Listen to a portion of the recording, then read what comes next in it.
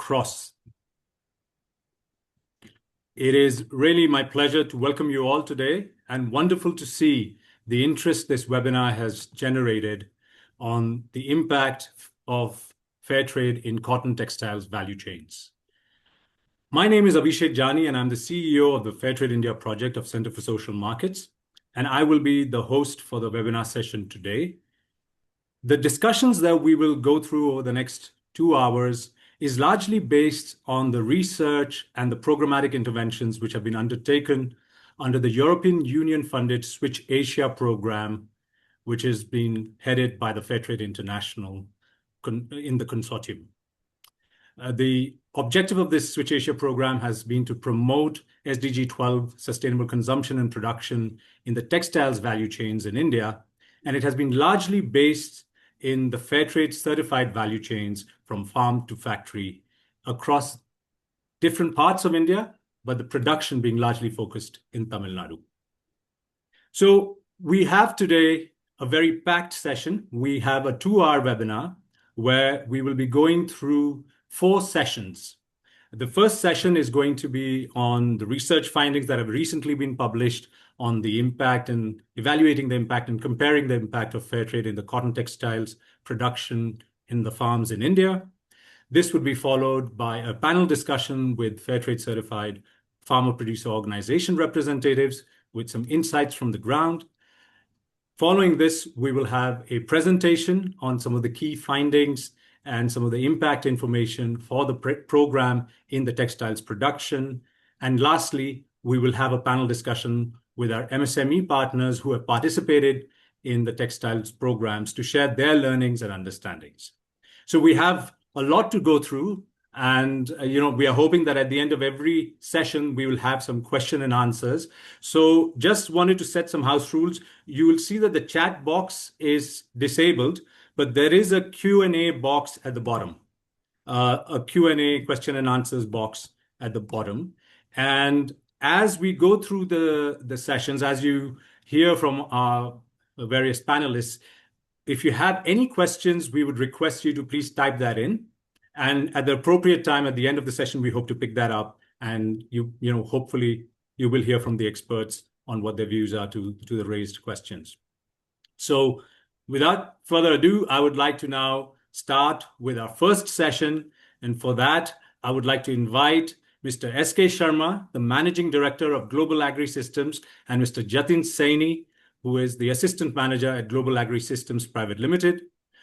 Global Agri Systems Private Limited is our research partner who's been involved in actually 2 cycles of research that we've done in cotton production and on the farms.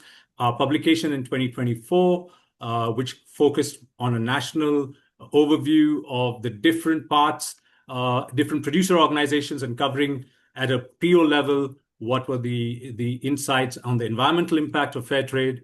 And this research finding, which has been done in 2026, has been looking at more at comparing the impact of fair trade with other production systems. So with that, I would like to now invite Mr. S.K. Sharma, the Managing Director of Global Agri Systems, to just share a few words about GAPL's work. And he would be followed by Jatin, who will share the research findings from our 2026 research. Over to you, Mr. Sharma. Thank you very much, Mr. Jani, and good evening to all of you. Video is not on. Sorry. Video is. Yes. Yeah. No, it's not. But again.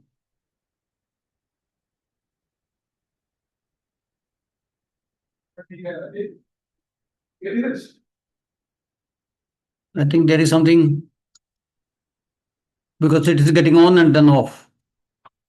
No, I think it's on. So good evening. My name is Sunil Sharma. I'm the Managing Director of Global Agri System. And it was really pleasure and privilege to work on this very interesting project. And our research in the field was very, very interesting. And we found that there was a lot of enthusiasm amongst the participants who were associated in this program. Before we present these things, I will take just a few minutes to, or a minute to introduce our organization. We are a boutique agribusiness consultancy organization, which is just dedicated to agriculture related consultancy assignments. We were incorporated in 1998 as Civeco India, which was the subsidiary company of the Royal Civeco Group of the Netherlands. They are the cooperatives in agriculture production systems. In 2005, they divested their equity and we became Global Agri System. We work very closely with many national and international organizations, government organizations, even the governments for that matter, and also with the multilateral funding organizations and UN bodies like World Bank, ITC, IFAD, UNDP, etc. We were also engaged as consultants with some international governments and their agencies in Israel, Afghanistan, Nepal. Right now, we are working in Gambia, we are working in Maldives, etc. And then our area of specialization, as I already mentioned, is agriculture and the socio-economic impact of these things. As an organization, we are following certain functional practice areas, and it starts with the analysis of the cropping systems itself, where we do social, economic, and environmental analysis of different cropping patterns. That is the first practice area that we do. We also do the strategic advisory to the corporate sector in terms of preparing corporate strategies, particularly some groups which want to diversify into agriculture from their other businesses are the ones which are our basic clients in this thing. And then we have done about 574 assignments so far. And as you can see in this thing, these are relating to all types of activities from climate smart agriculture to FPOs and cooperatives formations, agri value chains enhancements, capacity buildings. Then we also do some commercial things like cold storages, food processing projects, etc. And this is a brief about what our organization is doing. And now Mr. Jatin Saini, our main manager who had worked on this assignment, will be taking you through the findings of the research work that we have done in the field. Jatin. Thank you so much, sir. Greetings to everyone. So first of all, let's go through the sample and the area of where we have done the research.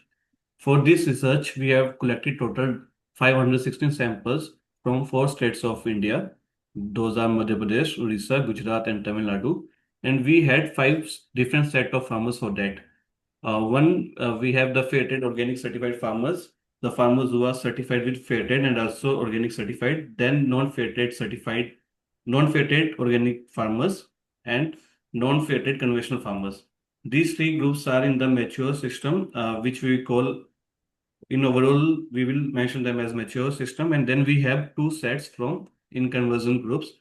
These are the farmers who are on the way to become organic farmer. So we have one fair trade in conversion farmers and second non-fair trade in conversion farmers. So before the study, at the beginning of the study, we have done the PSM analysis of these groups, and the results show that we can directly compare fair trade organic farmer to the non-fair trade organic farmers and to the non-fair trade conventional farmers. And we can compare in conversion farmers with other in conversion farmers, but we cannot directly compare these 2 groups because they are from the different areas. Like most of our in conversion farmers are only from Tamil Nadu. The objectives of the research were to measure and compare environmental and economic performance across the cotton production system in India, with the aim to identify how much difference linked to fair trade certification versus organic certification. The research mainly covers GHG footprint, water footprint, deforestation assessment, fertilizer use, cotton yield, and farm economics. The limitation of research are, first of all, our research is based on the data collected from the farmers only. Second, like I said, we cannot compare in conversion group to the mature system. Those are organic and conventional farmers. Third, for the forest deforestation analysis, we have used an Hansen Global Forest Change dataset, which has a limited resolution for the smallholder farms. Then the research finding present only the national average. So the regional variation may not be seen through this research. And at last, the farm economics is calculated based on independent methodology, which is different from the fair trade COSP calculation method. So we cannot compare fair trade methodology results with this. Also, the all of the data analyzed in this was before the new fair trade premium prices. The first findings we have are on the emissions. So Fairtrade organic certified farmers has the lowest emission intensity, and which is 30% lower than non-Fairtrade conventional farmers and 21% lower than non-Fairtrade organic farmers. And when we done the t-test on the results, it is found that the emissions from Fairtrade organic certified farms are significantly lower when compared to the non-Fairtrade organic certified farms and non-Fairtrade conventional farms. Next, when comparing the emission of the in conversion groups, it is drastically low for the Fairtrade in conversion farmers.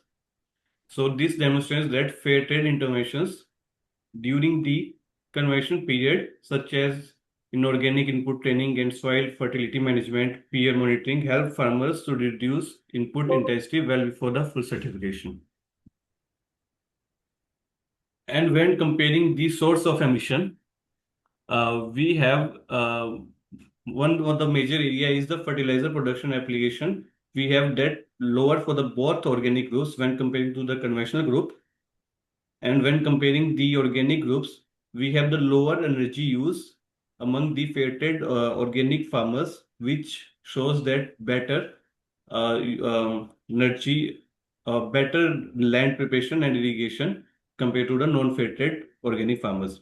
We also conducted the regression analysis on this impact of training to the emission, and it is found that the farmers who had the organic farming training has the negative impact on overall emissions.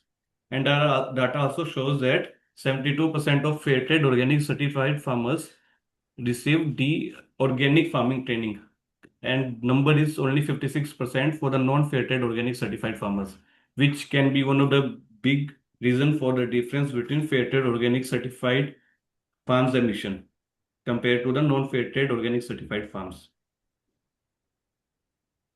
The water footprint results are almost similar across all these systems, with Fairtrade organic farmers have slightly 2 to 3% lower water footprint comparing to the other two mature systems. And also, while comparing the deforestation, we have compared the data set of year 2000 to the year 2023, and it is found that all farms showed 0 hectare of forest loss, irrespective of what type of farmer they are and from what state they are. And we also calculated the tree presence on the farms. It is found that 48% of Fairtrade farmers had tree on their farm compared to 43% in non-Fairtrade conventional and 32% to the non-Fairtrade organic certified farmers. When we go into the farm economics, yield of the organic farms is lower than the conventional farms by 4%, but overall profit is more for the both Fairtrade organic and non-Fairtrade organic farms compared to the conventional farms because of the organic and Fairtrade premium prices, even having 4 to 6% lower yield. And when comparing the Fairtrade organic and non-Fairtrade organic, overall profit is higher for the Fairtrade organic, and one of the reason is that lower input cost. And also comparing to the conventional system, organic farms have better lower cost of cultivation compared to the conventional farmers.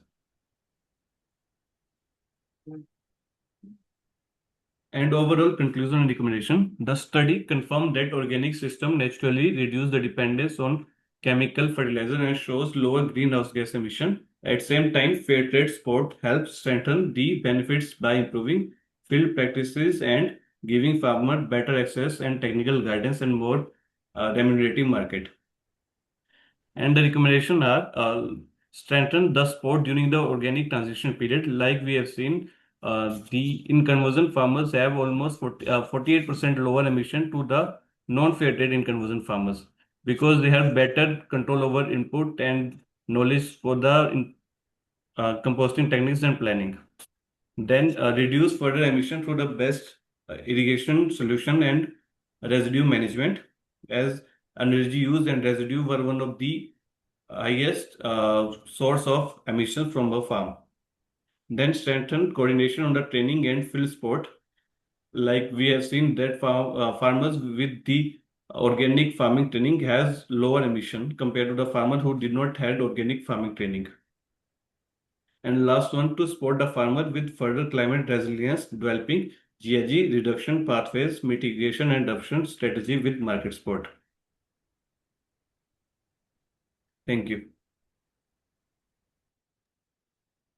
Jatin, I would like to just thank on behalf of the Fairtrade Network, you and the Global Agri-Systems team for the great results that we are seeing here. And it has been quite a rigorous process of data collection over multiple months with surveys being done with hundreds of farmers across Fairtrade and control farmers in the like-for-like geographical location. So I think that the data is comparable because what we are seeing is across the main states where Fairtrade certified farmers are there in India, we are seeing that we've got control farmers who are non-Fairtrade but organic certified, and also non-Fairtrade conventional farmers. So we are able to compare those data sets.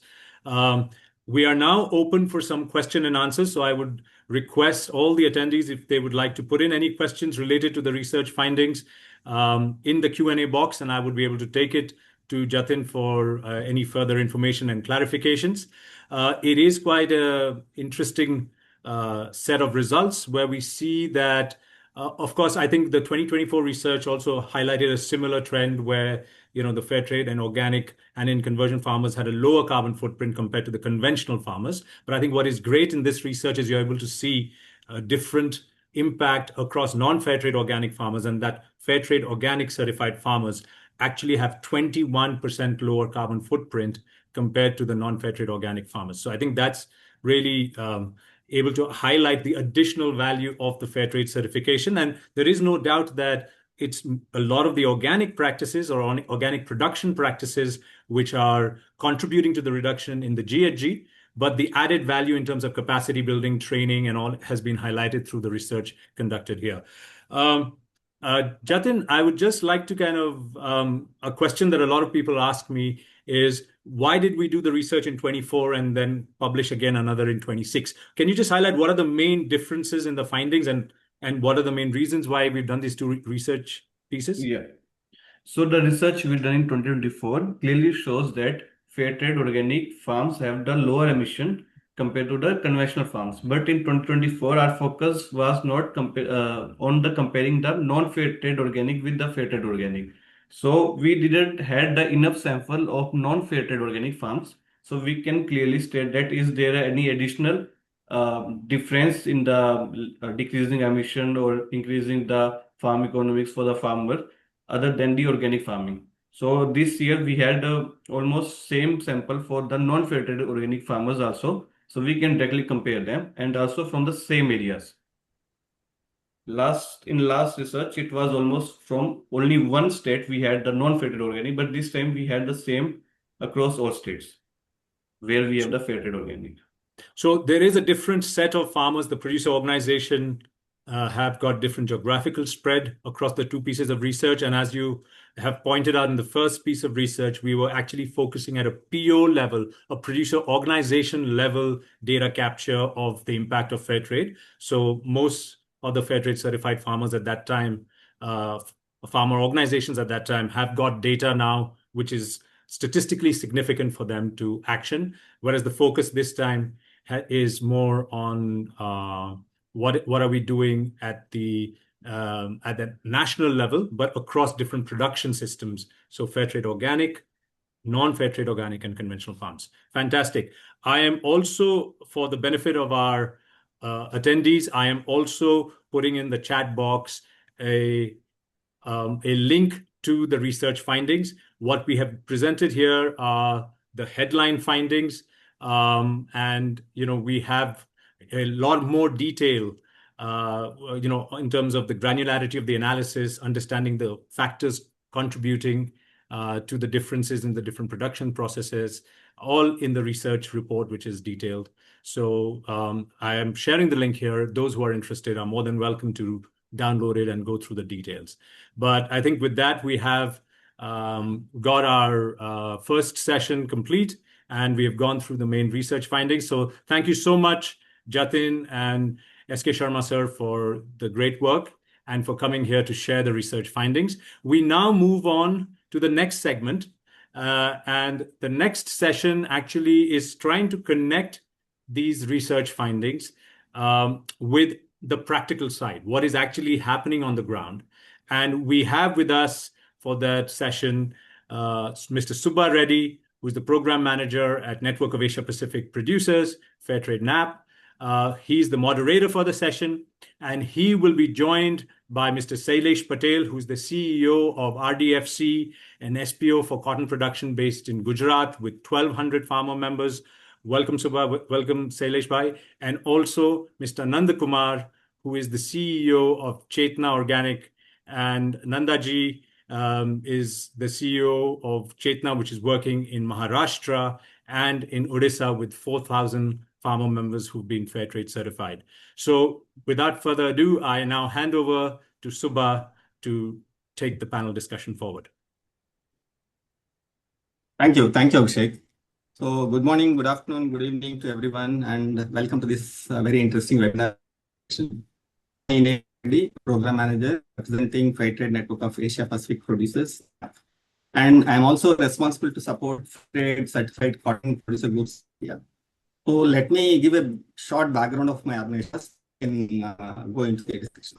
So Fairtrade is a national of the global Fairtrade system, representing Fairtrade certified groups, farmers and workers across Asia and Pacific. NAP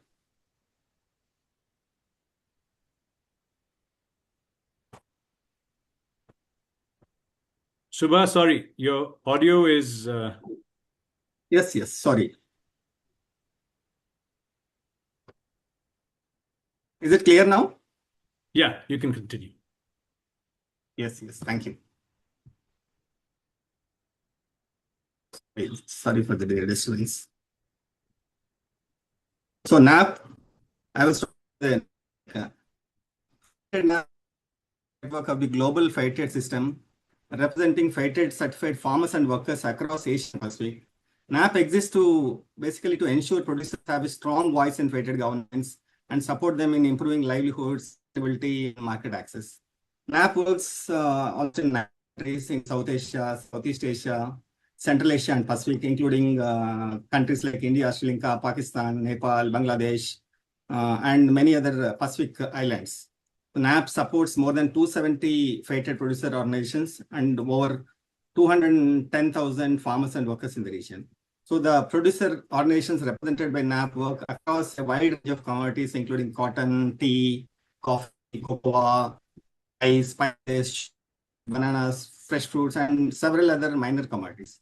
So this panel discussion is especially very important because the research study not only shows clear environmental and economic benefits plus organic cotton, we also have with us highly knowledgeable, experienced leaders representing two eminent Fairtrade organizations that are implementing these practices that farmers.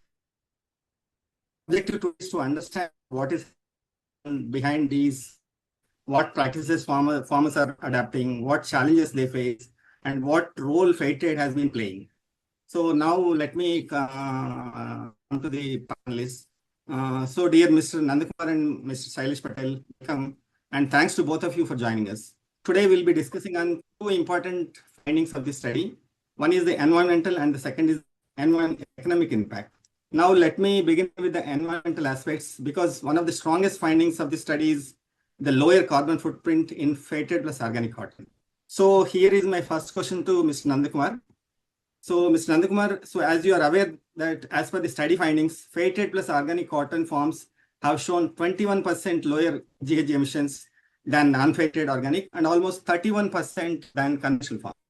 From your field experience, which specific practices at the field level, which you think that have contributed for such large difference Fairtrade plus organic approaches? Thank you, Subbareddy. I think that's a valid question. And my experience, and we have been working with farmers for almost 2 decades, and the project started as a Fairtrade organic cotton Fairtrade supply chain from the day one, and the farmers are getting benefit out of it. With most of the trainings and capacity buildings are going on. The important aspect, one of the component in organic farming is to provide non-genetically modified, chemically untreated seeds. So that is one of the component which the project we have been supplying to farmers through the Fairtrade premiums. And the such seeds which are not treated with chemicals are treated with biofertilizers, the organic methodology that contributes to improving the soil texture and the crop. Apart from that, we train them on growing mixed cropping pattern with short duration leguminous crop in between the cotton crop, and trap crop to attract the pest. And apart from that, we have maize and corn grown as border crop to drift away from chemical sprays across. So these are some of the practices which we have been following, which has benefited the farmers in many ways. Not only in the first 2-3 years when the crop yield comes down, these trap crops and intercrops give additional income to the farmers. They improve the soil organic carbon content, and the biodiversity is enhanced. There is also the pests are trapped into the trap crop. So thereby there is no intervention required for any pest management in these practices. So, like, do you mean that there are several initiatives on ground which are happening, which have been contributing for lower carbon emissions? So, like, I understand that a lot of Fairtrade projects also happen on ground, especially related to soil health. Again, reducing the dependence on external imports. Again, like better residue management, afforestation activities, water conservation practices. Can you throw a little light on those things also? Yeah, for pest and disease management, the training is given to make the bioextracts on farm. Nothing is bought from outside. Apart from that, through the Fairtrade premiums, the inputs like mechanical control and biological control of pest management also is taken, like, pheromone traps and sticky traps are put, which naturally they control the pest. And for improving the soil fertility, instead of regular composting, we are promoting NADP composting, which will help in abiotic and biotic process of composting, and that will reduce the GHG emissions, and that can be applied in the soil, and more number of times, 2 to 3 times they take production out of it. And on part of that, and as a part of the premium and the Fairtrade projects, we also have done a afforestation implemented plantation of 3 different species of tree species. One is fruit tree, and then timber tree, and then the nitrogen fixing trees on the bunds of the farms, mainly to arrest the soil erosion when there is heavy rains. Because of the climate change, nowadays it's very erratic. When there is a heavy rains, all the topsoil is washed away. These trees on the bunds will try to protect and see that the erosion is stopped. Secondly, the timber trees will do the carbon sequestration. Fruit trees will try to build the biodiversity where the insects and birds around will be flocking around, and the nitrogen fixing trees will be helpful in making manure on the farm and fix nitrogen into the soil. So these are the projects which we have done, and we have planted about 70,000 plants, raised nurseries through the landless women as a entrepreneurship livelihood model, and distributed to the farmers. It is in the second year it is going on. Apart from that, we also, through the project, have set up a weather station to monitor the weather and try to plan, see how irrigation and excess rains comes, how do we protect and how do we manage the pest. And these activities are there. That's it. So like, I mean, so there are a lot of community plus technology mixed approaches happening. So which is really great to see. So I understand that a lot of investment is required definitely to continue all these approaches, right? All these practices on ground. So like what sort of support you are getting from the Fairtrade brands, the commercial partners, your buyers, and also what are the other sources like Fairtrade Premium? So what are those sources? Can you throw a little light on that aspect also? Yeah, this requires a lot of investment, and the investment cannot be completely compensated through Fairtrade premiums. Part of the Fairtrade premium is used for sourcing non-GM seed. Some portion we try to use it as a match funding with the grants we receive from the projects through Fairtrade Netherlands and other thing. And also many of the brands, they are also supporting on this. So it's a mix of all the brands and Fairtrade Netherlands and Fairtrade Germany, they support along with the Fairtrade premium we match, and a portion of it also as a community contribution, we try to see that it is done so that they have the ownership on the whatever the implementation which we are doing at the field. Great, thank you. So now let me go back to Mr. Patel. So Mr. Patel, your region is completely different from Mr. Nanda's region. So while that is from Orissa and Maharashtra, where it is completely rain-fed. But your case, you have a mixed setup of both rain-fed as well as irrigated regions, right? So and also you have a lot of native cattle species in the region. So every farmer has a good number of native cattle at the house. So in addition to those mentioned by Mr. Nanda, so what are the practices? Are there any regional specific practices that have further helped reduce the emissions and carbon footprint in your region? Yes, thank you very much, Subha, and thank you very much, everybody who is online and listening me. So yes, definitely there are a number of things which is we also implemented whatever the Mr. Nanda has been said, but some of the difference between that and us, it is just like as you mentioned that the cattle population is I think it is more than 3 times of the human populations in our area. So that is a good advantage for the making purely organic carbon for the field and good agriculture practices for that. And in that we can say that is one of the value additions of a particular those advantage we convert that animal whatever the comes like a compost and vermi wash, vermi compost, like that we are implemented demo and the project with the farmers, and it is also good result for in the crop, mainly for nutrition and soil fertility. So that is one of the big advantage in our area. So that is the one thing. Second thing, whatever, yeah. So second thing about the irrigations, yeah, definitely it is we can say it is a rain-fed and irrigation because we have a semi-irrigation, and due to this Fairtrade premium advantage, we have huge work particularly for water harvesting and water saving program, mainly rainwater harvesting, because we have a very scarcity of the water in our area, in our region, in a Kutch particularly.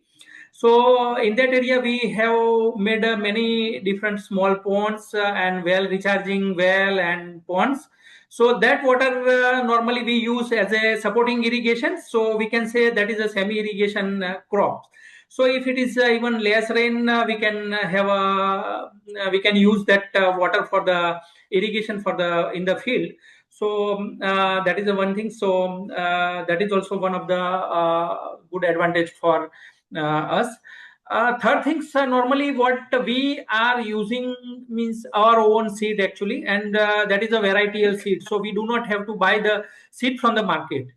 So we produce the seeds, and same seed we provide it to the farmers that goes to the back, and that is a varietal seed. So it is a very good that seed. It is a very much means familiar with that area, and the local soil and atmosphere very much means good for that particular variety. And that variety we have normally flowering is comes in November and December. And November, December, normally that is a winter season, and there is a winter season, there is very less pest actually. Normally pest is comes in hot and humid weather. So as a pest control, we can also save some money, because as a natural, we can say get the advantage, particularly in for the winter. And our harvesting season start from the January, February. So that is one of the good advantage for us. And our farmers to make easier and make a more natural way to doing the farming. So in that case, I can say that is a fair trade. It is a huge support, because particularly whatever we have made the activities like seed productions in our company, which is also support we are getting from the fair trade premium, as well as some of the brands as well. Then water saving and water harvesting structure also we use the premium, and yeah, it is definitely very much useful, because that water is also means very important in that area. So that is the main advantage for this, and it is if you can say a little bit different than the South Indian projects actually. Thank you, Mr. Patel. So also like as Mr. Nanda was mentioning about some technology being implemented in their region. So are there any such new innovations being implemented in Gujarat also? Yes, we normally soil health.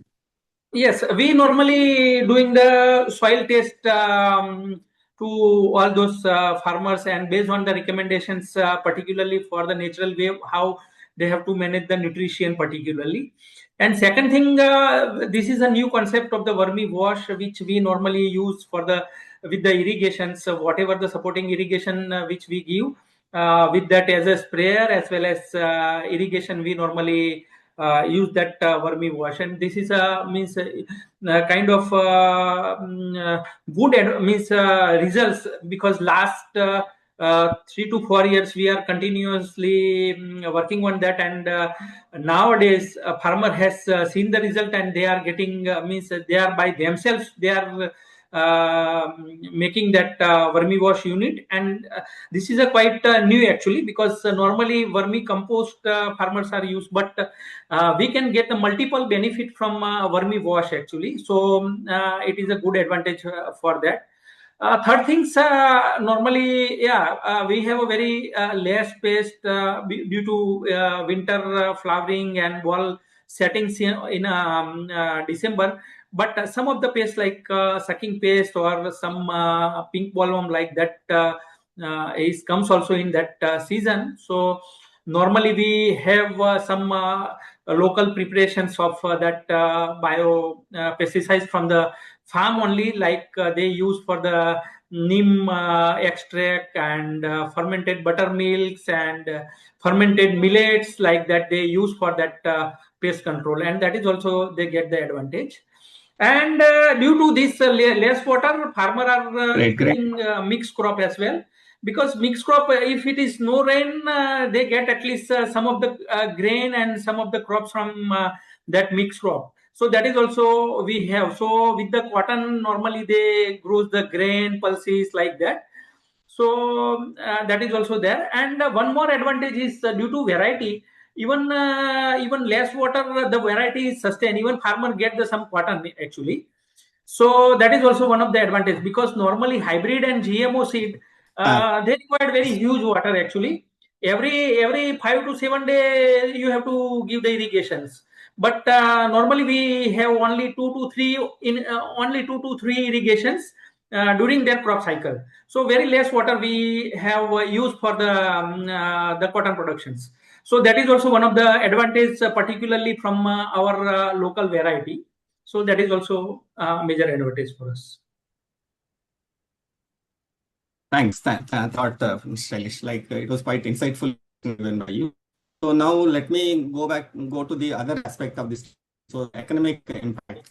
Now I would like to ask again, continue with Shailesh. So the study shows that Fairtrade plus organic farmers earn about 10% higher profit than conventional farmers, and a slightly marginal 2.5% higher than the non-Fairtrade organic farmers, even though the yields are slightly lower compared to the conventional. So in your experience, which aspects of the Fairtrade have contributed to these higher returns? Yes, actually, there is a 2 to 3 things. One thing is mainly we are using this varietal seed, and that is a high density plantation. Means high density plantation in meaning of that. Normally GMO and hybrid seed, I think per hectare they use 1 to 1.5 kilo. Compared to that, we are using about 7 to 12 kilo. And that is our seed, so it is very cheaper. So the farmer has no much of cost, particularly for seed. That is the one thing. Second thing, our focus on do not reduce the production. So that is a high density plantation, and only 2 to 3 picking. Normally we pick the cotton. That is the second thing. Third things, when we have this practice and this kind of varietal seed and whatever we provided, definitely all this training, seed support, that is we are getting from the Fairtrade and Fairtrade Premium, mainly particularly for the different type of the training, how to maintain your soil fertility, how to maintain your pest control and everything. So that is a very important role of the Fairtrade, because we have a training in that time. We have a focus that how to do Fairtrade and organic cotton production without losing means your productions when you switch over to conventional to this. So it is a very important role, and particularly for Fairtrade, because normally Fairtrade premium is very much support for the farmers to sustain actually, and that is a main thing.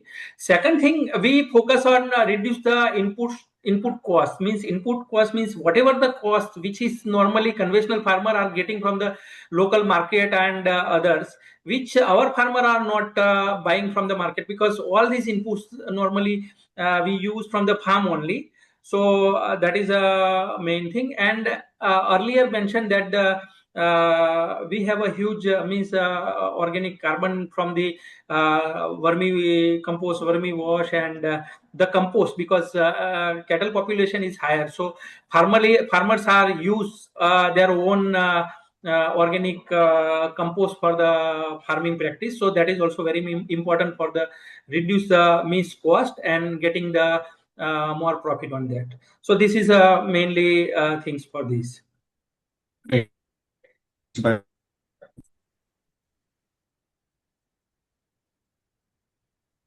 it was quite helpful, the information. So now I would like to ask Mr. Nanda. So would you like to add some more examples from your side as to how Fairtrade has improved farmer incomes despite slightly lower yields? Yeah, I agree with what Sailesh Bhai was telling. One of the component where we are trying to utilize the Fairtrade Premium is on the training and capacity building. You need to organic farming, when you are promoting, you need to train them, and this training is required very periodically, and a close monitoring of the activities also has to be done. And when they are in conversion, automatically the yield drops, because the land which is adapted to the chemical farming, all of a sudden it will has to change and recover for the organic practice. There will be a drop in the yield. Because of the Fairtrade in conversion cotton, nobody buys. in conversion material nobody buys. So the fair trade, when they are certified under fair trade, from the first year itself, the farmers can sell their cotton in fair trade, and that will generate them a minimum price, fair trade minimum price, as well as the fair trade premium, which gives them the substantial support. Training also gives them the knowledge building to build their confidence that yes, organic farming is possible and it's slow and it will be sustainable in the long run. So these are some of the aspects with the fair trade that we, like what Sailesh Bhai was telling, it we can go and do it on it. Thank you so much to both of you, Ms. Nanda and Ms. Shailesh. So like we have heard some very useful insights today, particularly on how field level practices, farmer trainings, collective actions, fair trade support are translating into both lower environmental impact and better farmer incomes. So before we conclude, so I would like to open the discussion for a few questions from participants. I request my colleague, Mr. Abhishek Jani, to put forward the questions.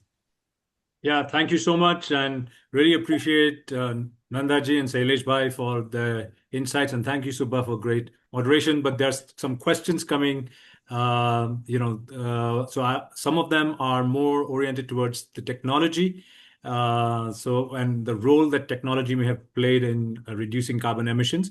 So the first question is, I think there was some reference to micro weather station and weather station technology. So how is that helping farming, and what kind of parameters are being monitored on the weather station to help the farmers?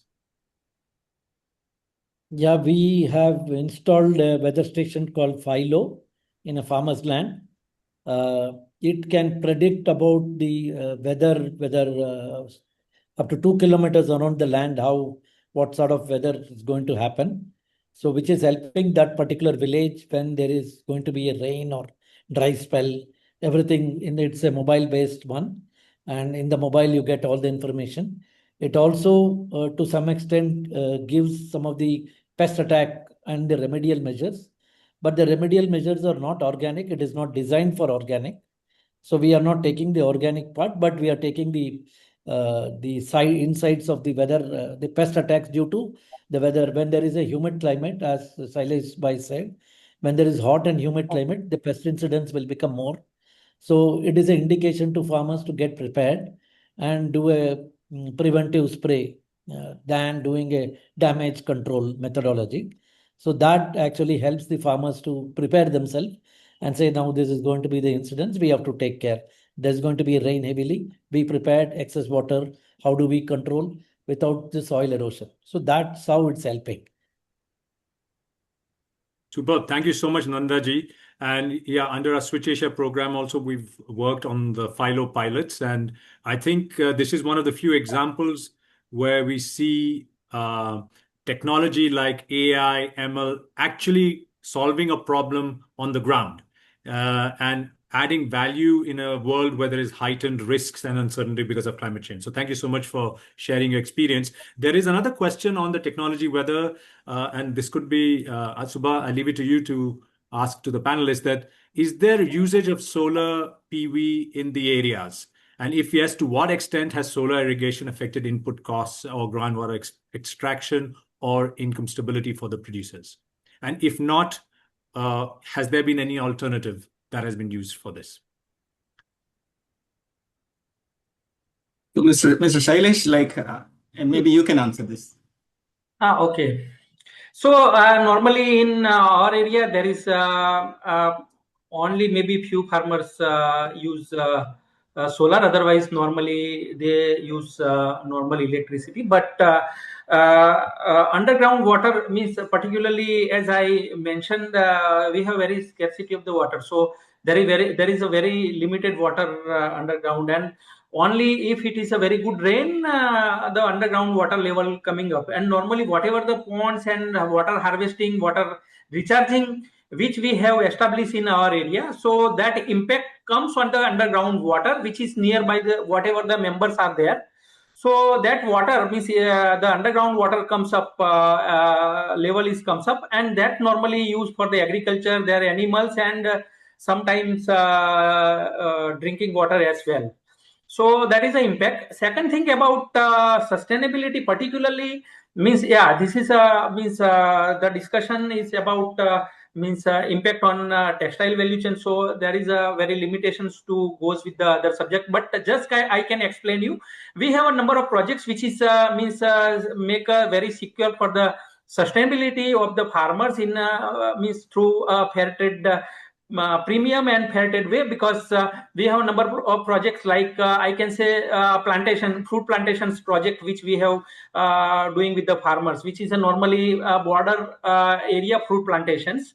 So that land is normally used for their farmers is for the living incomes and for more incomes. Other than that, number of projects which we have doing for the reduce their agriculture input costs and increase their productivity. Even other crops, mixed crop, that is also we are supporting as a seeds, vegetable seeds, kitchen garden seed, which we are providing for the secure their food security of the farmers. So that kind of project, it is a part of our program. So that is also we are doing with the fair trade things. Yes. Yeah, I would like to add, in our area in Maharashtra and Orissa, it's a rain-fed, almost 95% rain-fed. Orissa, we get a good rain, more than 1000 mm. So there is no requirement of irrigation for cotton as such. And secondly, the land is not plain, it is undulated. So there is a lowland and upland. So in the lowland, farmers do grow paddy with the water which gets stagnated. And in the upland, they grow crop like cotton. And Maharashtra, of course, the plants are plain, but there are some farmers who have irrigation, but plenty of electricity is available. They have open wells and they use motor with electricity and do irrigation. They have sprinklers and drip with the government subsidy. They are doing it. Super. Thank you so much. We are down to the last 3 minutes for this session. So there are 3 questions. So we'll have to literally do a rapid fire on this. One question is, are there any impact on gender roles? Would you like to comment on how the gender role is playing out because of climate change and the current production practices? Yes, definitely, because farming is both men and women are involved to doing the farming. Yeah, definitely in our area, most of the women are mainly working for the cattle, and men is doing mainly work for the agriculture. But women farmers also support during the picking or weeding or kind of that.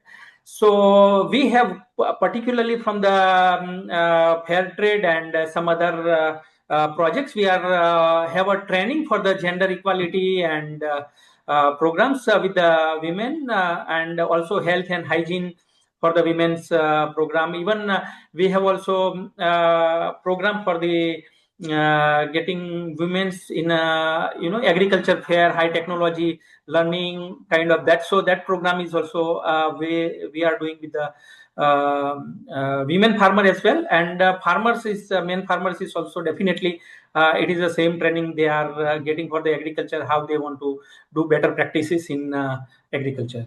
So definitely it is a combined role, particularly when we are working with the fair trade. So it is there. Yeah, I would like to add to what Sailesh Bhai is telling. In our, generally in India, the agriculture itself, it's more than 70% of the women folk work in the field. Yes. That is always there. And the men only do the land tilling and then sow the seed. And they come down when the harvest is there for selling it. The rest of the complete agriculture operations is done by the woman. Like taking care, weeding, harvesting, and any pest comes, they identify and do everything. So as a part of our training, when we give training to the farmers, we try to involve the entire family. It is not only the farmers, it is both family, male and female, husband and wife, and if necessary, their children who are eligible to do farming. They will be trained to identify pest and manage their farming system. Apart from that, we also have a policy, gender policy in Fairtrade, where we need to involve at least 33% of women folk in all our activities. So we have a specialized, we work in groups, not in individual farmers. So in the groups also, we ensure that 33% of women is maintained, as well as in the first grade organization, which we have in the field level. We ensure that 33% women is involved, and in the board we try to see that 33% is there, and at least one member is given the key position. And at the second grade organization also, we have a policy. We are trying our best to see that the woman involvement in the board and decision making process takes place. Apart from that, the brands, when they visit, they also support the schools. They adopt some of the schools, the girl children schools, and help them in the health and hygiene of repairing and renovating their the toilets for health and hygiene, and also try to wherever the drinking water issues are there, set up a RO plant so that these children can get good water and health and hygiene. And in the backyard or in the open place of the children's in the school, they are made to grow organic vegetables, which is used in their kitchen for their midday meal. So these are some of the initiatives which we are trying to do and create an awareness. Thank you. Thank you, Nandaji and Sailesh Bhai. Final two questions. One question directly to Sailesh Bhai. How is soil testing done in RDFC, and what factors helps to reduce the GHG emission? Yes, we have testing machines, which is we have buy as on the farm. We can, with the help of Fairtrade net. Actually, we get some subsidies from that to buy that soil testing machines, and it is very useful. So it is we can test the soil test, and we can get the result on the field only. It is with the 5 to 10 minutes we can get the results from that soil test. Second thing, it is a very important actually to know what is a soil carbon and what is the nutrition in your soil, and based on that we can have a suggesting that practices. How they have to farmer has to, how they can increase their soil carbon and increase their soil fertility, and that is a directly effect with their productions and other things. So we can suggest, our field team and the technical person is suggesting based on that soil testing and soil testing report actually. And that is a definitely area wise we are doing. Each and every village is taking the samples and give the results to them. Thank you, Sailesh Bhai. And the final question of the session is: how are trainings happening with farmers? Are they at the direct farm level or at the association level? At our place, we have two levels. We give a orientation or workshop to all the field staff. We have a field team, and these field team, but this training also is more than 50% on farm, and the 50% is classroom.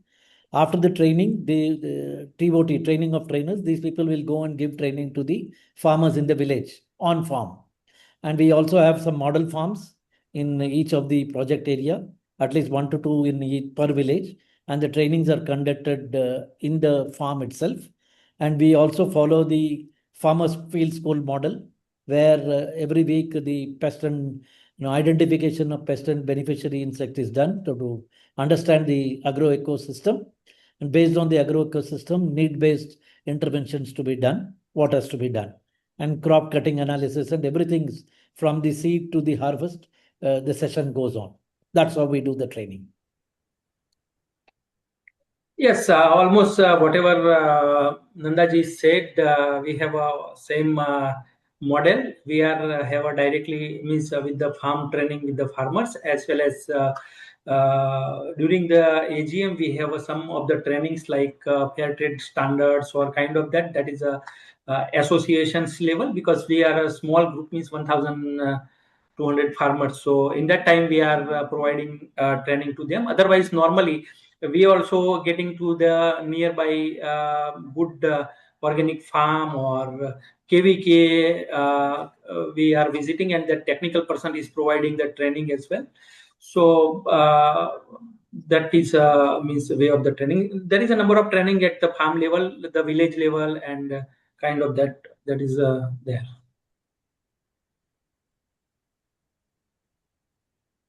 Okay, thank you. We have one more question, but I think this is going to continue. So I think we will take the remaining questions offline. We've already overshot by about 5 minutes. So over to Subba to wrap up the session. Yes. So thank you, Abhishek. So thank you once again to both panelists, Mr. Patel and Mr. Nandakumar, for sharing such rich field experiences and practical insights.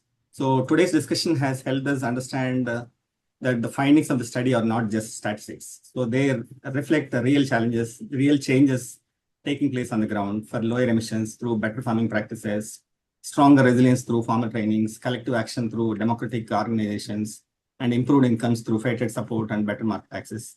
So I would like to thank all the participants for joining us and for your thoughtful questions and engagement. With that, we come to the end of this session, and now I hand over to Mr. Abhishek to take forward to the next session. Thanks. Thank you, everyone. Have a good day. Thank you, everyone. Thank you, Sailesh Bhai. Thank you, Nandaji. Thank you, Subba. Really insightful and really a lively discussion there, and lots of great questions coming from the audience as well. We now have Senthil Nathan joining us for the next session. He is the Senior Program Manager, Textile Sustainability in Fairtrade India, and he will be sharing with us the key insights on the textiles program in the value chain. Senthil, over to you. Yeah. Thank you, Abhishek, for the kind introductions. And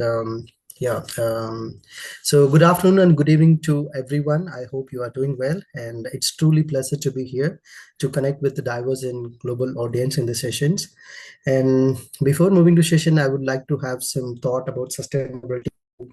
Sustainability is no longer about doing less harm. It's about doing more good on the recent days. Hope you all are agree, and I would like to share my presentations. And before my presentation, I would like to introduce myself. I'm Senthil Nathan. I have been working as a senior program lead textile sustainability at Fairtrade India, and I had a vast experience in assurance and verification programs such as ESG and GHG and product carbon footprint life cycle assessment, and another vast experience in the chemical management system also.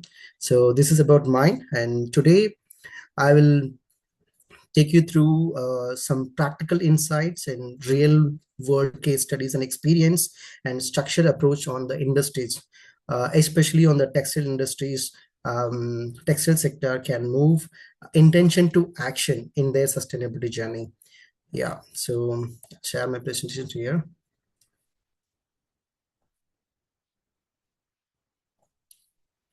So is my presentation visible with everyone? Yes. Yeah, thank you. Yeah, so before starting, let me ask you one question. Maybe you can answer in the chat box. So how many of us feel that sustainability has become more expensive over the few years? So maybe you can just drop in the message box or comment box. Has become more complex over the past few years. I could see some comments in the message box. Yeah, absolutely right. Because today industries are navigating to the reporting standard like ESG reporting standard and GHG reporting system and brand expectations on the regulation part and the assessment and the especially for the scope 1 and 2 and scope 3 deep dive on the what are the scope 3 and how to reduce it, and they want to fix the SBTi target for all these things. So previously it all was voluntary, but what was a voluntary before, but now it's become mandatory. So, and the real story begins from the MSME part. So MSMEs where the large organizations have resources, but the MSME, the backbone of the textile industry, still struggling. Not because they are not able to implement, not because they don't want to change, because they don't know where to start, because they are lacking on the limited knowledge and awareness from their end, and lack of the technical assistance, and difficulty in meeting and global brands requirements, and lack of financial support to implement the renewable system or renewable energy sources and some of the advanced technology adoptions. So these are the challenges from MSMEs, but the intent is there, but the pathway is missing from the MSMEs. That is the area exactly where the Fairtrade Switch Asia program steps in. So we made a tailored things to do the things in textile industry, because we believe the simple principle: don't just demand sustainability from the suppliers, we have to enable it. So this we followed. So we made some tailored programs for the textile industries, because our approach is building the awareness and strengthening the capacity and providing the continuous support, and most importantly, measuring measuring and delivering the measurable impact. So our approach is very practical and grounded. Yeah. The key objective, as I mentioned before, simplify sustainability reporting, GHG and ESG from the suppliers, and enable carbon footprint measurement, and identify the emission hotspot, because the suppliers don't know about where the scope 1, where the scope 2, and where the scope 3, and what is my emission hotspot, especially from the scope 1 or scope 2 or 3, and how to connect with the solution providers and decarbonization planning, because everyone asking the SBTI program, so how they want to fix their target and achieve. So this focus on that. So we have provided overall around 588 facilities and 1,092 participants awareness provided. And the training, we have conducted around 359 facilities with 838 participant facilities training provided from our end. So we did a capacity building for deep dive training on the GHG accounting scope 1 to 3, just not only the training, because we enabled them to do the scope 1 to 3 calculation. So that kind of training and deep dive session we conduct with the suppliers.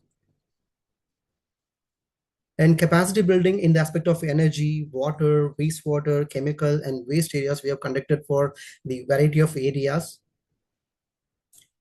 And so for the training and capacity building covered the topics called carbon emission, scope 1 to 3, and chemical management system, and ESG workshop, and product carbon footprint, and boiler operator training for who are operating the boilers, and right first time training in the wet processing industry. They want to complete the right first time on the dyeing and printing part, and carbon footprint accounting, and energy and GHG reduction and target setting, and HREDD, and energy reduction, and waste reduction, and failure OCA.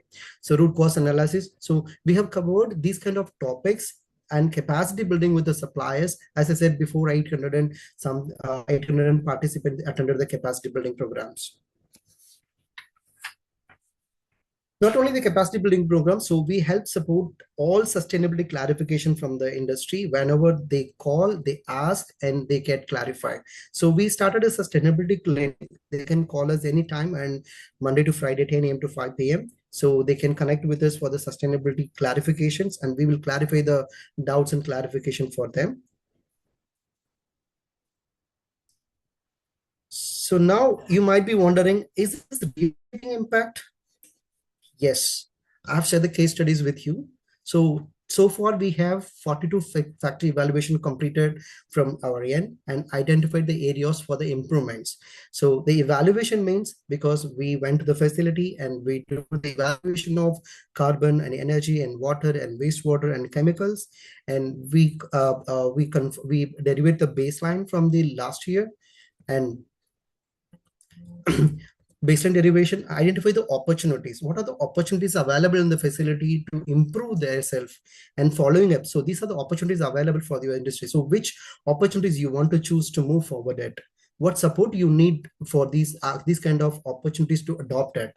So this kind of support we provided. So we fix, as I said, we fix the baseline and the target, and how to fix the expedient targets year over year to approach. So what programs and what project you need to adopt to achieve the SBTI target. And recommendation parts, because we have completed the evaluation from our end, and we identified the recommendations. So what are all the recommendations from the facilities we gathered, because the 1,175 recommendations available in the facility. So we have segregated with capex and without capex. So without capex means during the capacity building or the awareness or the local support, how we can improve to reduce the reduction in resources. And with capex for the investments, maybe they want to do some replacement of the existing machines, or they want to invest on the renewable energies, or they want to adopt new technology machines. So these kind of with capex also we have provided. So not only we have provided the ROI also for the machine. So what is the impact on that if you do these kind of adopt these kind of technology, advanced technologies in your industry? Example, the real case study is because we are not sustainability is not a cost, it is an investment with returns. Because while approach the MSMEs facility, they are always asking, sir, what is the ROI for this? So we have a real case studies because we approach the suppliers like this, because even the small light to LED also you can save around 1,230 INR, because these kind of calculation methodology and ROI methodology, we are approaching suppliers to educate them these kind of opportunities available in the industry to get a ROI also, and to save not only the energy and GHG part, you can save the money also.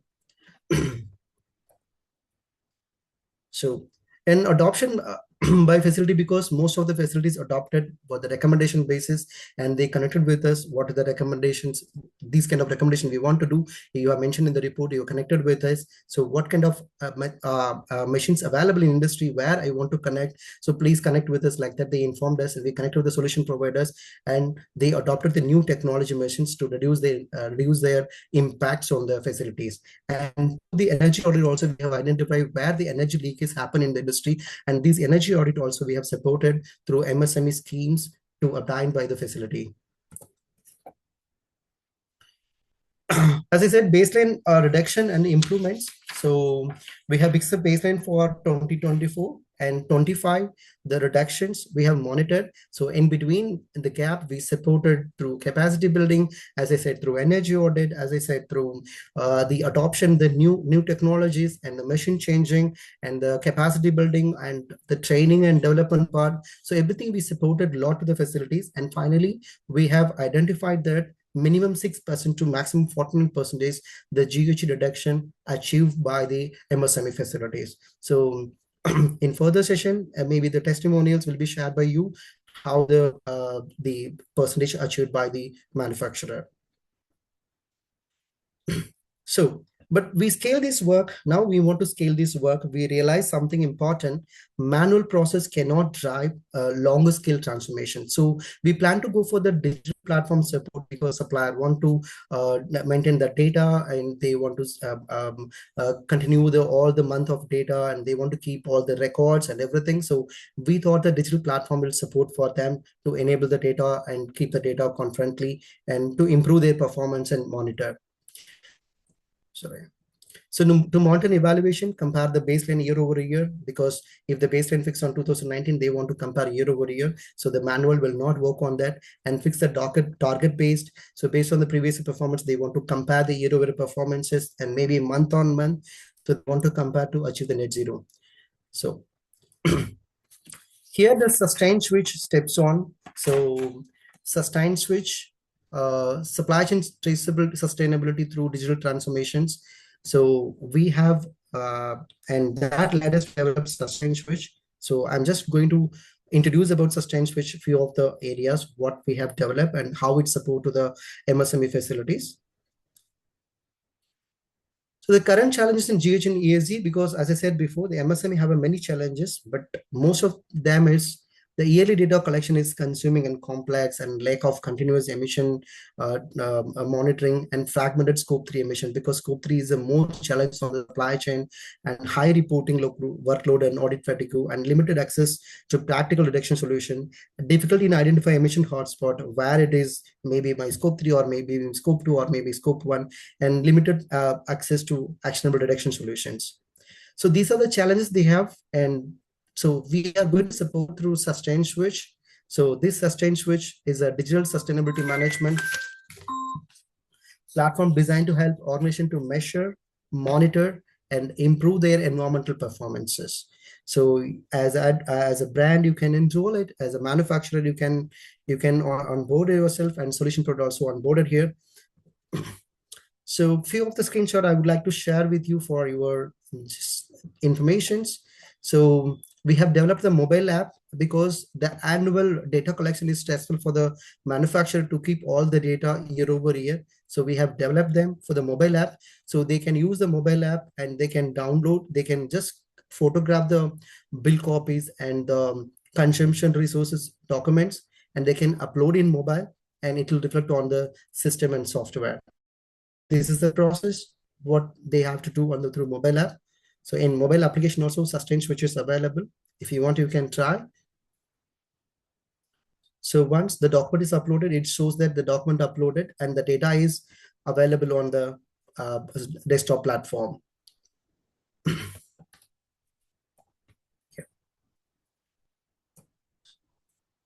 Yeah.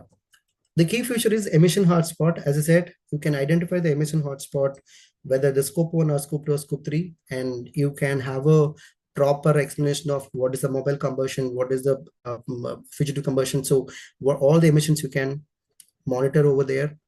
And key feature is the scope 3, because everyone's struggling to get account of scope 3. So for the scope 3, we have provided the clear guidance how to collect the scope 3 document and how to convert the document, because maybe you don't have all the documents you can enroll in the ERP, then you can connect with the ERP also, and you can fill the Excel sheet also. If you upload the Excel sheet, and the software automatically calculate what is the scope 3 emissions. And the decarbonization page also, because as I said before, the SBTi target, you can fix as a customer, you can fix your target. So what is my target from 2019 to 2030? What is my target? You can fix your short-term target and you can fix your long-term target. You can monitor year over year, what is your target and how much you are achieving and what you need to do for the further. And especially the solution providers one, because everyone have a monitor and measure and the assessment, but the solution provider network, because one of the biggest gap we identify in sustainability, knowing the problem but not the solution by the manufacturer. So we built a verified solution provider network from insight to implementation. If the supplier want to, because we have provided the software, they can upload all the data, and the platform says that these are the recommendations available for your adoption and methodologies. You can click and you can connect the solution provider. The solution providers and support you for your exact problem. Then another key feature, as a brand and as solution providers, you can connect with your suppliers, you can enroll, and you can monitor your supplier performances even month over month and year over year also. So especially this is a multi-language interface for the better adoptions, because maybe some of the persons don't know about the Tamil language or Hindi language. So we focus more on the Tirupur, this project. So we have implemented the local language called Tamil. So they can, even the local language also, they can click and they can get a questionnaire and everything they can upload in Tamil. So this will get a clear clarity of what is the question and what is the intent of the question, how they need to answer, and what is the reduction methodologies available, how they want to connect with the reduction and solution providers. So everything in the local language will teach them to get a clear understanding to improve themselves. So the current stage, we have the sustainability reporting part only, like data collection and reporting, and ESG and GHG part, carbon calculation part. In future expansion of plan for AI-based improvement recommendations based on the reports, and integrating international standards and upgrade for the upcoming regulation like DPP, digital product passport, and life cycle assessment and the product carbon footprints. So this is for the future expansion on the development roadmap. And the decarbonization pathway, as I said before, the short-term and long-term goal they can fix, and you can monitor the short-term and long-term goal also. And this is the overview for scope 1 to 3 identify, and this is a target monitoring for year over year. And this is for the maybe 2023, 24, 25. What is your carbon footprint of the absolute and normalized target? And there's the emission hotspot. So where your emission is more, to focus on that. As I said, verified solution provider network. So access verified technology providers and textile specific sector solutions available, and proven case studies and improvements. Because if you want to select one solution, you can just select the solution providers and the testimony also, and where they have already implemented, and what are the case studies also available in the platform. And cost effective solution for the MSME. What is the cost involved in this? What are the opportunities available to adopt this? So, and not only this, because through the sustainability expert, the clinic we are supporting, because, and we did not stop with the technology, because transformation need both people and tools. So tools we have available, and people also, the expert is available in through clinic. So we are supporting for, maybe they have any clarification, any doubts and support. So we are supporting through our clinic and expert support. So as I said, brand dashboard. So download the brand. As a brand, you can download your supplier carbon footprint reports as a complete GH reports and supply chain emissions and hotspot visibility, and what are the opportunities available in the facility to improve their performances. So, and what support you can provide to them, maybe the green finance or some of the things. Maybe if you want to support, you can support their sustainability performance tracking methodology to improve their self. Yeah. So yeah, this is about Sustain Switch and the program, textile program. Yeah, So thank you. Anyone? Yeah. Yeah, thank you, Senthil. I'm going to read out. There are a couple of questions that have come up in the Q&A box. So, I think the program, you've captured it very well from end to end, and, how we are working across the entire manufacturing value chain in textiles, and how we are trying to address the practical problems that are being faced in implementing sustainability. There is a question which has come from Mr. Umesh is, for the emission factors, are they inbuilt and updated by Sustain Switch, or are they to be manually identified and fed in for calculating actual emissions? So they have to enroll the data or data part only, maybe the electricity or maybe the diesel or maybe the petrol consumption. So they have to enroll the data in the software, and software will convert automatically their carbon footprint calculation. So they don't want to enroll the emission factors in the software. So the software will take automatically for the calculation and converting the factors. Great. And can you just elaborate on what framework for the emission factors is being used on the platform? Yeah, currently we are using for the DEFRA, and we are going to, as I said, the future plans, we are going to incorporate with IPCC and ISO 14064. So maybe the one data you can inward on the platform, and you can get multiple reports. Maybe if your customers in USA, they want to DEFRA calculation, then you can select the DEFRA calculation methodology. You can get a report, a GH report on the DEFRA methodology. Maybe if your customers in Europe, they want to go with a ISO 140 GH protocol, then you can get a GH protocol calculation methodology. Okay, great. Another question is this evaluation conducted exclusively with Fairtrade suppliers, or does it also include non-Fairtrade partners? How has Fairtrade successfully secured commitments from all factories to participate in the evaluation process? Yeah, it's a good question, and because we have identified the 42 facilities, we have completed the 42 facility evaluation. Is most of the suppliers are non-Fairtrade suppliers. So because we have collective dedicated suppliers from the sources. So based on that, we have allocated this project. So we haven't segregated Fairtrade and non-Fairtrade for this project. So who are all dedicated in sustainability, we completed this project with them. Okay. Great. Thanks, Senthil. And how effectively are the learnings from the capacity building trainings being converted into real implementation? Yeah, so it's a tricky question, but the thing is actually the capacity building we are doing with real case examples, like as I said, deep diving of scope 1 to 3, because we are not just doing the training as the one-way conversation, because it's a two-way conversation. So during the capacity building sessions, so we give the real example. We give the real example of what is your facility and what does the data need to collect. So these are the things available. How you need to identify the sources. So these are the documents, and how you need to identify for your facility, and how you need to collect the data, where you have to collect the data, how you want to convert as the emission factors. Because maybe today the software do the emission factor calculation, but in our capacity building team, the participant itself, they can do the emission factors calculation. So that kind of detailed documentations and detailed sessions we have conducted. Not only that, because after the session, we followed the participants who all participated based on the training and capacity building. Have you implemented anything in your facility, or what support you want your facility to implement what you learned from our session? So these kind of support also we are doing that.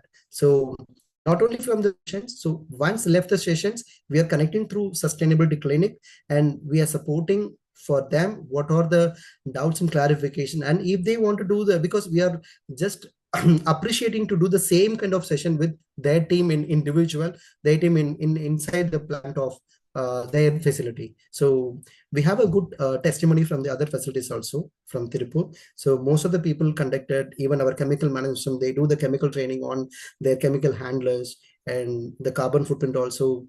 They have done the same kind of training what we did on the session. They have connected from their facility based on our inputs from the sessions. Super, Senthil. And the last question is, does this platform effectively support identifying and tracking supply chain actions for carbon emissions reduction? Yes, exactly. Maybe if they want do the software platform also, I can show in the live platform. So how our software support for the reductions part, because maybe they can input for all the details the software want, maybe how many LED lines they have, how many fans they have, how many motors they have, and what is the emissions they have. So everything's available in the platform. So once they select they provide the details, and the platform will provide you what is the recommendation. Not only the recommendation, it will connect you to lead to connect with the solution providers, the verified solution providers who are available in the markets. Maybe they can connect to solution providers also. And if they want connect solution providers through us, we will guide them what is the methodology, what is the ROI, and what are the testimony available in the same industry. Because maybe you have some fear, this is advanced technology, I want to invest, and what is the ROI. But the same kind of testimony already available in the industry. So that kind of testimony also we will bring with you for your attention. Super. Thank you so much, Senthil. And the only caveat here is that this is all under our Switch Asia program, which is focused extensively and exclusively on Tamil Nadu. This has been piloted there, and I think Senthil's spoken about it. And of course, we're looking now for taking it beyond to other geographies, depending on the feedback from our commercial partners and the facilities. But I think with that, we've captured the overall program and what it has been able to achieve. But I think we would like to now hear some practical feedback and insights and learnings from the facilities who've been involved in the program. So for that, I would like to invite Mr. Dhanasekaran, who is a partner at Adhava Apparels. Adhava Apparels is a Fairtrade certified CMT. And we are really happy that Mr. Dhanasekaran is able to join us. And along with him, we have Mr. R.P. Balakrishnan, who's the general manager at Mercury Processes.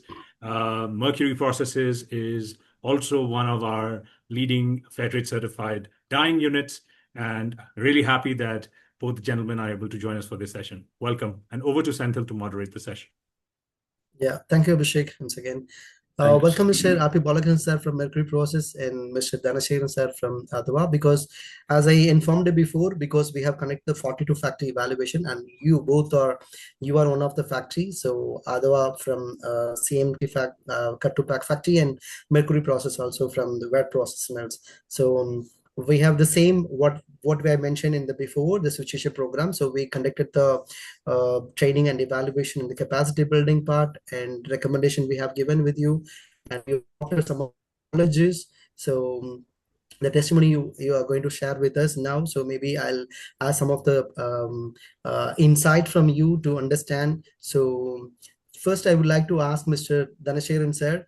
So before joining the Switch Asia program, so what was your understanding of sustainability, and what motivated your participation on this program? Yeah, thank you, Mr. Senthil, for having us. In the beginning, we thought sustainability was only about following the buyer's rules and passing audits. We saw it is something we had to do, but not something that helped our business. But through this project, we attend different trainings with various topics about sustainability. Our thinking was changed totally.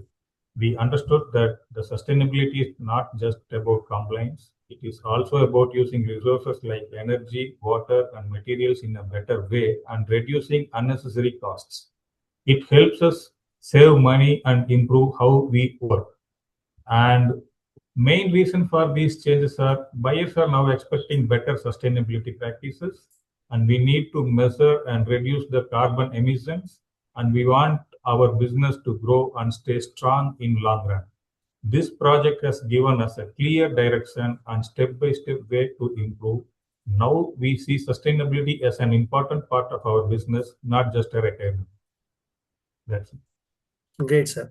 So you have attended a lot of session with us, right? So how the session was, maybe the understanding of how the understanding of the carbon footprint and the energy reduction and water reductions from your point of view, sir. Did you get a crystal clear clarification from the session, or you left the session with any doubts and clarifications? Actually, I think it is totally 12 trainings I have attended. And when I come as a first time when I am coming, I don't know what is scope 1 and what is scope 2, what is scope 3. This is the basic things in the sustainability practices. First, I understand that, and then we can, I had a training like how to calculate this and where we have to get the data. And all these things I have received from this trainings, and we have had some service provider for initial assessment. And actually, at the time of construct our factory, we have completely equipped with energy efficiency lights, fans, and rainwater harvesting system, solar, everything we have installed. But and then we are satisfied. We believe that we are satisfied. We are doing great job with the sustainable way of production. But after that first initial assessment, we have received a number of recommendations from the service provider. That time only we know where we are and what we need to do. Then we have then we called the sustainability clinic all the time. Whenever for every step we have called them. They have assigned some service providers. They give some supports and they give some insights. So now we understand these are the things needs to do. So this understanding is happened through the sustainability clinic and the training. Great, sir. Great, sir. Great. So next I would like to ask Mr. R.P. Balakrishnan, sir, from Mercury Process. So what were your key concerns before starting this journey from Mercury Process? The same project we established in Mercury Process also. So what were your key concerns before starting this journey? Thank you, Sunil sir. Good evening, everyone. Thank you for inviting me to part of this panel discussion. I am Balakrishnan, General Manager of Mercury Process. Mercury Process was established in the year of 1988. However, it is also a resource-intensive industry, particularly in terms of water consumption, chemical usage, energy requirements. From the beginning, our focus has been on responsible manufacturing. Today, we are proud to be working with hundreds of MSME exports in the Tripur region, supporting their global supply chains. As part of our yearly commitment, sustainability, we become one of the first dyeing units in Tripur to implement an individual subtlety system in 2010. Today, we reuse approximately 97% of our water. We also reuse 2 to 3 recovery salt from the treatment process for reuse. In addition, around 90% of our energy consumption today comes from renewable energy sources, reflecting our strong commitment to sustainable operation. We have also been aligned with Fairtrade practice for over 10 years through our long-standing supply chain partner, SAC Suppliers. Thank you, sir. Thank you, sir. Thank you so much for clear insight. And next, I would like to ask Mr. Dhanashayan, sir. Yes, sir. Yeah. But we are key concerned before starting this. Before we begin our success journey towards Fairtrade Net Zero initiative, we faced several key challenges typical of our industry. High water consumption due to multiple wet processing stages, complex chemical management system, energy intensive operation, especially in boilers and dyeing process, Additionally, one major gap was lack of structured system to measure greenhouse gas emission and operational efficiency. Without clear data, it was difficult to identify where improvements were needed. The Fairtrade framework helped us establish a baseline, which was critical first step towards meaningful change. Thank you, sir. Thank you. So we understood that from before that, because while before starting the project, you don't have any carbon footprint emissions calculated from your industry. But after the project conducted with your industry and you understand the carbon footprint, and especially the recommendations, we have given more recommendations with you and Ado also, because I have in my mind few of the, because you have some boiler things also in the facility. You are using 2 boilers, and emission is more on through the boiler operations, and you change 1 boiler. Yeah. Thank you so much for insight, sir. And next, I would like to Mr. Dhanashekhar. Can you share some implementations experience by which you have implemented last 1 year journey with Fairtrade, sir? After the recommendations we have provided with you, so what are the implementation you did through our recommendations? Actually, in the recommendations for the lights, initially, if we switch on one switch, there will be 4 lights will work. And if some area no need lights, there is no option to switch off. So the first recommendation we received from the service provider is upgraded the individual switches. So we have changed that. That's the one we have did. And then energy audit we did ourselves. And another thing is initially we did the old type of compressor, and then after the recommendation we changed it to screw compressor. And after installing the screw compressor, the experts advised us to install the VFD, variable frequent device, to control the runtime and make efficient air flow for the compressor. That we have implemented. And then initially we run with traditional drive machines. Now we have received recommendations like we have to update like direct drive machines. So approximately we have invested 40 lakhs rupees and completely changed our machines to direct drive machines. What is the difference means? The traditional drive machine having one motor below the table that will run whole day, but that direct drive machine have no motor below the table. It has the motor in the machine itself. Normally in the stitching industry, the one tailor work 8 hours per day. Almost 4 to 5 hours he spent the time for assembling parts. Or approximately 3 to 4 hours only he do the stitching on the machines. If we use the traditional drive machine, the motor will run whole day, then 8 hours the motor will run. After changing the direct drive machines, if the motor will run around 3 to 4 hours, means 50% motor running time has been reduced. This is the thing we have got benefit with the machineries, and we have calculated the energy saving and everything. It is approximately 5 lakhs rupees we can save per year. So approximately in 8 years we can get the return of investment. These calculations we received from the sustainability clinic initially, and we have immediately we have changed everything, and now we are milky on this benefit. Another thing, we have installed the IoT, maybe for the energy. That is the help of Switch Asia program by Fairtrade. So they have supported us to install the IoT energy monitoring system, and it was implemented last month. And now we are started to get the accurate data for the energy spendings. So these are the things we have implemented. Yeah, further to your answer, I would like to call one more information from you: the energy audit and the pilot trend. So as I mentioned, these two are cost involved. So how you manage this? So did you conduct energy audit? Did you pay for the energy audit? Actually, because of the Fairtrade adopted our factory under Switch Asia program, Fairtrade supported us for the investment of energy audit. So the energy audit with our factory is done by almost free of cost. We spend only around like 10,000 rupees. Balance everything done by Fairtrade program.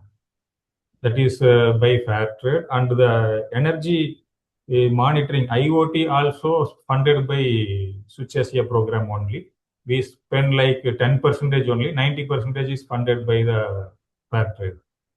So we want to thank Fairtrade for giving this opportunity to improve ourselves and without finance. So that is a very happy thing for us. It's a wonderful news, sir. Because of the energy audit, you improved a lot of the things, and because of the pilot IoT pilot, and also because you are monitoring the day-to-day production with energy consumption, right? So it will be more help to reduce and monitor the energy where the energy leakage is going on.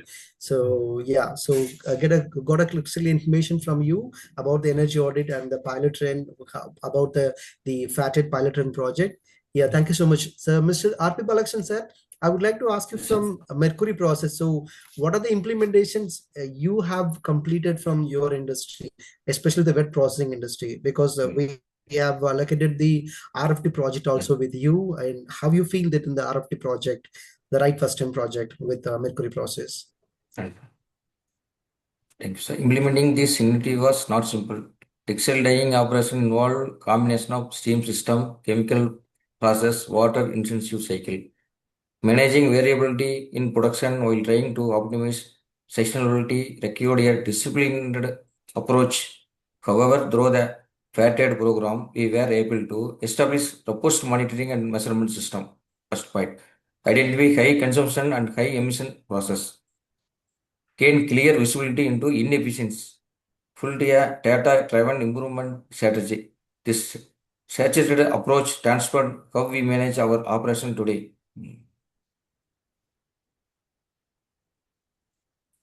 Okay.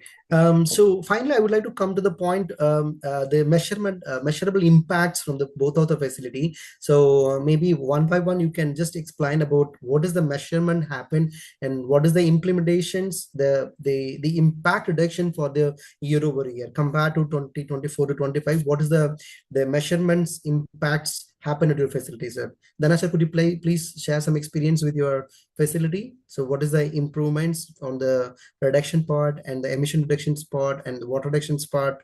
So yeah, sir, you are in the mute.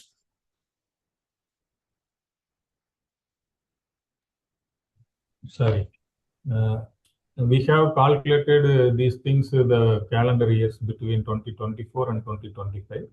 And after the 2025, we have calculated these reductions and emission control in 2026. R.P. Balakrishnan, sir, could you please mute on my, yeah, please. Yeah. Yes, sir. Dana sir, please.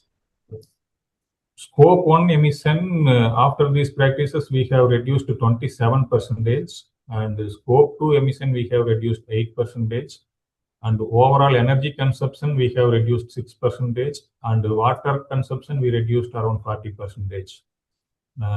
These are the results we have achieved. Great, sir. Happy to hear about it, because you are a small industry, but yeah, and we have also calculated in this with the costing, and it is approximately 2,80,000 rupees we have savings we have done.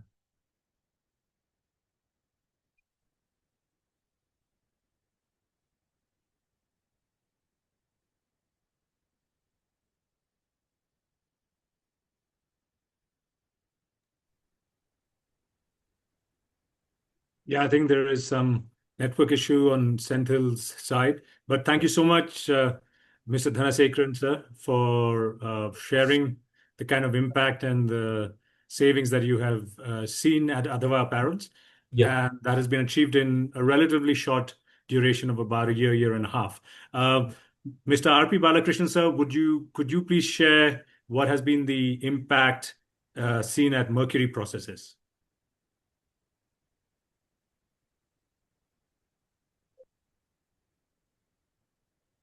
Sir, you're on mute. Sir, thank you, sir. Yeah. I am happy to share the result having both measurable and impact factor. Emission and resource reduction. We have Scope 1 emission reduced by 45%. Scope 2 emission reduced by 49%, grid electricity consumption reduced by 49%, water consumption reduced by 11%, sir. Key intervention that enabled this result implementation of RFT pilot project, upgrading to more efficiency boiler system, increased integration of renewable energy, continuous process optimization based on monitoring data. Great, sir. Sorry, I lost connection. So, great. Happy to hear because To as conclude our journey, please, sir. yes, please proceed. Please proceed, sir. To conclude, our journey has shown that sustainability is not just about compliance. It is about building more efficient, resilient, and future-ready business. In today's world with the ongoing global challenges such as climate change and geopolitical conflicts, adopting sustainability practices has become not just beneficial, but essential for long-term stability and growth. At Mercury Process, we are committed to continuing this journey and contributing to more responsible textiles industry. Thank you, sir. And Thank you so much, sir. Thank you so much for a clear insight because we gathered the both of the factories' testimonies like measurement impacts and how Fairtrade supported a lot on the facility capacity building, like evaluation project and the pilot run and the energy audit, and even Mercury also we have provided some pilot run equipments to monitor the standard machine for the heat temperature. And because we are really happy to see the impacts happen on the facility, because otherwise the small factory management is talking about the scope 1 and scope 2, scope 3. We are really happy. This is our success because the reduction, not only the reduction, because your understanding of scope 1 to 3 also is success for us. And from Mercury also, because through the RFT and through our recommendation, you have changed some of the boilers and few of the compressors and few adoptions you have taken, and your emissions reductions more than 45%. So overall around 49% your emission reductions. So we are really happy to hear, and there was a tremendous support from your end also and our end also, because we joined together and we work towards to net zero to reduce these kind of emissions on the through project. So still we are ready to travel with you to reduce and to achieve the science-based target in future. Yeah. Thank you so much, Dhanasekaran sir. Thank you so much, Mr. R.P. Balakrishnan sir. And I would like to hand over Mr. Abhishek for the question and answer from the participants. Yeah. Yeah, thank you. Thank you all panelists, and thank you, Senthil, for the great moderation. So I have one question, which is, how has Fairtrade supported the shift from commitment to implementation, and what struggles are seen at the factory level?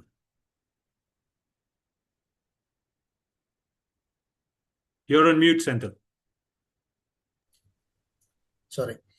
It's a good question because commitment for the implementation and what struggle or seen the facility level. So most of the people knows about the facility level is always struggle to get an implementation part. It means the investment part. So if they want to adopt the new technologies or new system or anything new, they want to the cost involvement. So as Mr. Adava said, because they want to know the energy leakage first, because we can do some of the support through energy audit. So the energy audit through MSME support, the MSME schemes available in the markets. So we adopted the MSME P scheme to Adava. So we pay, they paid and they reimbursement the total cost. It means around 1.5 lakhs. So then they have invested on the machines. So the P scheme says that if you are adopting a new technology machine based on the energy audit, the 50% subsidy comes from the government. So these kind of MSME support, and we have informed the facility, this is the ROI, return of investment from this year to this year. And this is a measurement reduction for the GHG on the energy, on the water. So everything we come, like I said, as I said before, the normal LED tube light. So if you are changing LED tube light, it's cost around 1,200 rupees. You can save not only the amount, you can save the GHG also. So sustainability is not only the impact reduction, it's cost reduction also. So that kind of approach we are approaching the facility level, and definitely facility will agree. So that is a testimony from Adwa and Mercury. We got a clear, because they adopted the recommendation and they have connected with us what recommendation, what they want to do, how they want to do. So we have supported crystal clear to get this much of implementation to reduce their energy. So that is a success part. So we approach the management with clear ROI system. Super. Thanks, Senthil. The next question is, I think, more specific to Mercury. It is, how is the RFT pilot uniquely supported wet processing factory in improving sustainability? Yeah, it's a technical question, more technical question. Maybe I can answer this question. So RFT is the right first time. So in the wet processing units, like dark colors and black colors, because the Dyson's chemical measuring the grams, because the lab dip is very clear, and specifically it's 0.0001 gram of dyes taken based on the recipe. But while come to bulk, those are not following the exact recipe what they do on the lab dip. So they measure the Dyson's chemicals with the liters, with the kgs, and even 1 or 2 grams is excess, they didn't consider. So that will impact on the color change. The color will not come the exact expectations what the brand requests. So if I'm doing the black color, if the black comes more darker, then I need to do soaping again in my processing mills. Then for the reduce soaping, I need to use the chemicals, I need to use the water, and the water goes for the ETP, and ETP load also will exceed. And while doing the reprocess, the electricity also consuming. So we are focusing on lab to bulk percentage should be more than 85% or more than 90. So we just identify what is the RFT on the factory. We have conducted 9 pilot runs on the RFT. So we have identified basically for 40, 50, and 45% of this is their RFT percentage on the industry. So we improve the RFT, you can reduce the water and energy. The water is directly saving, and the chemical also directly saving, and energy is indirectly saving. And your production also, because if you are doing the soaping again and again, soaping and washing you have to do, then you have to check the color change. Then you have to wait for the machine till the color conclusion. Maybe if it goes more lighter, then you have to do again dark. So that kind of over processing will lead to the water and energy. So that is the reduction on RFT part. Super. Thank you. Thank you, Senthil. And I think with that, we've got the questions covered for this session as well. So I would like to extend my heartfelt thanks to Dhanak Sekharan sir and Balakrishnan sir for joining us and being a part of this session and sharing their practical insights. And also, Senthil, thank you for bridging this and providing the context as well as the details behind it. I know it sometimes may sound very technical, but I think the devil is in the detail. We have to get into that kind of detail to ensure that the impact is also being achieved on a real level and not just in numbers. So I think what you have seen today across the 2 panel discussions, whether at the farm or in the factory through the Switch Asia program, what you've seen is really practical examples of how change happens. And of course, there is also data to back that up.